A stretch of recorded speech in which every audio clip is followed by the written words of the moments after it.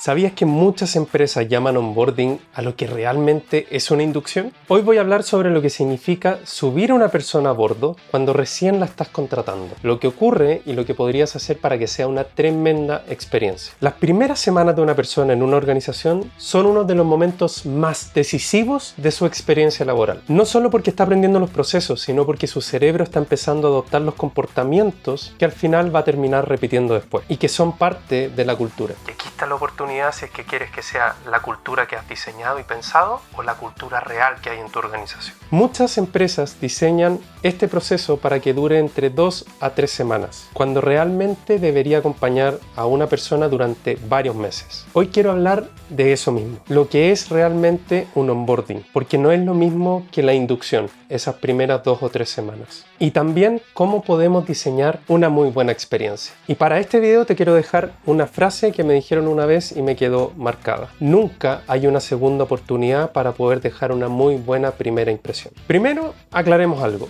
Onboarding no significa inducción. La inducción es una parte del onboarding. Aquí es donde se suelen incluir cosas como la información de la empresa, lo que corresponde a tu rol, los sistemas que vas a utilizar, los beneficios que tienes y todo lo relacionado a tus primeros días. Y en palabras más simples, esto es simplemente información. Piensen que la palabra onboarding significa traer a alguien a bordo. Y si uno lo extiende es que se sienta cómodo y se sienta parte de. Y eso es mucho más que información. Implica cultura, relaciones, es decir, adopción de comportamientos.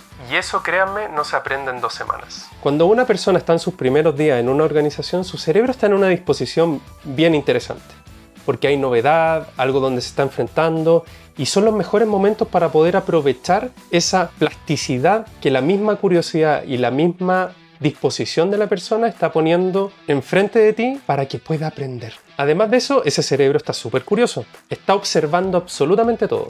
Cómo se toman decisiones, cómo se comunican las personas, qué comportamientos son premiados y cuáles no. Y si no hay una buena guía, ese cerebro está aprendiendo su propia visión de la cultura. Cada vez que repetimos una conducta, la conexión de las neuronas asociadas a ese cerebro empiezan a fortalecerse. Y da lo mismo si es positivo o negativo, para el cerebro es indiferente. Por eso el onboarding es tan importante, porque son los primeros meses donde esa persona se está empezando a exponer a la forma en que va a trabajar en los siguientes meses posteriores. Y si el proceso está bien diseñado, la persona va a aprender a navegar y a moverse dentro de la organización. Y si es que no está bien diseñado, va a aprender a sobrevivir. Entonces aquí es donde aparece una pregunta un poco incómoda. Si sabemos que el onboarding es un proceso donde se adoptan comportamientos y es donde la persona empieza a aprender sobre la organización, ¿por qué por lo general lo asociamos a la inducción? ¿O por qué no lo diseñamos para que el cerebro disfrute?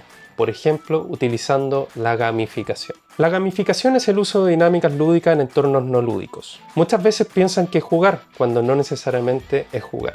Existen 2 tipos de gamificación. La gamificación implícita, que no parece un juego y no es un juego, sino que se ocupan dinámicas de forma sutil, cosa que el cerebro disfrute, se active la dopamina, pero que visualmente no se parezca a un juego. Y está la gamificación explícita, y esa sí parece un juego y se hace más lúdico. Lo cual no quiere decir que sea menos serio. El cerebro lo va a disfrutar mejor, porque al final va a ser una experiencia que jamás se van a olvidar. Pero una no es mejor que la otra dependiendo cómo tu organización lo sienta, lo viva y principalmente esté cómoda. Ahora voy a llevar esta analogía como si fuese un videojuego.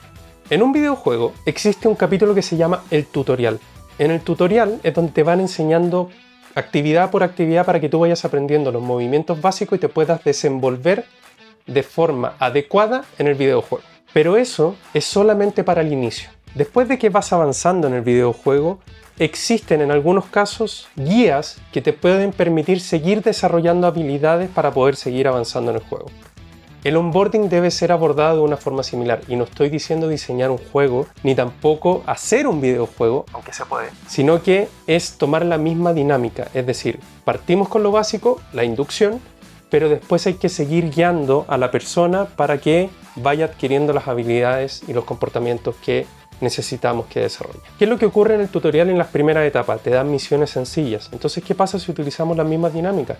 Cuando llegue la persona, en vez de darle tareas, denle misiones, denle desafíos. Recompénsenlo por esos desafíos, y la recompensa no tiene que ser algo monetario, ni tampoco cosas, sino que pueden ser cosas simbólicas como medallas, como insignias o con correos de reconocimiento. Al final lo que necesitamos es reforzar los patrones del comportamiento, y para eso se utilizan las dinámicas lúdicas porque el cerebro lo disfruta mejor. Pero aquí quiero tocar otro tema importante. Dejando un poco de lado el concepto de la gamificación, quiero hablar sobre la responsabilidad colectiva. El onboarding o la inducción por lo general se asocian a las áreas de personas, de recursos humanos, o en realidad las que gestionan personas, porque al final en todas las áreas hay personas. Pero en realidad el onboarding debería ser responsabilidad de todos. Da lo mismo si tú estás más arriba o más abajo en la jerarquía de la persona que ingresa. Todos deberían ser parte del onboarding. Esa persona se tiene que sentir cómoda. Tiene que sentir la seguridad de poder preguntarle a cualquiera si es que no sabe algo. Da lo mismo si es del mismo equipo o no. Tiene que sentirse bienvenida. Al final da lo mismo el cargo. Todos tienen que ser responsables. Pero específicamente quienes tienen que ser responsables son los líderes que contratan a esas personas. Y como resumen al final, el onboarding está presente en todo, en las conversaciones, en las reuniones, en los correos, en los mensajes que se envían, en las gráficas, en cómo se ve la oficina, en todo. Así que eso, si queremos que una persona adopte una cultura, tenemos que pensar bien el onboarding. El onboarding no es la presentación inicial, es el primer capítulo de la historia de una persona dentro de una organización. Y si ese capítulo está bien diseñado, la historia del libro se completa por sí misma. Si quieres aprender a poder diseñar onboarding gamificados, es decir, que el cerebro disfrute y que genere una experiencia única, hablemos. Con esta frase termino. Algo entretenido no es sinónimo de poco serio, pero sí algo serio puede ser sinónimo de aburrido para el cerebro. Nos vemos.